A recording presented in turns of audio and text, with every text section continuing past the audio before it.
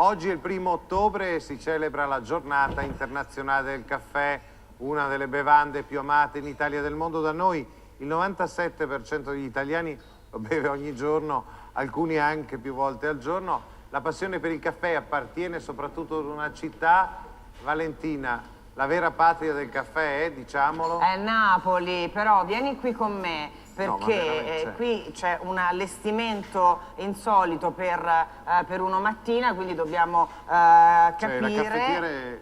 Beh, no, un allestimento insolito nel senso su questo tavolo. Allora, poi a parte ci sono due caffettiere che sono completamente diverse. Questa è come la tua vuote. Che hai in camerino. Sì. Giusto? E questa invece? È la cucumella napoletana. La cucumella. È la prima caffettiera moderna inventata all'inizio dell'Ottocento a Napoli. Perché è Ma così. si alzi in piedi anche lei, che ci fa? Dai, sembriamo... Se no... Dunque, perché è importante questa caffettiera? Perché quando i turchi... Michele Sergio, esperto di caffè. Perché quando i turchi cominciarono a bere il caffè, lo facevano in questo bricchetto, dove facevano un infuso, acqua calda e polvere di caffè. Poi cosa fece il genio napoletano? Disse, ma perché non ci mettiamo un filtro dentro? Il filtro è questo qui, in modo che quando si beve non si senta al palato la polvere di caffè. E questo è il filtro? Esatto, e qui all'interno si mette la polvere di caffè.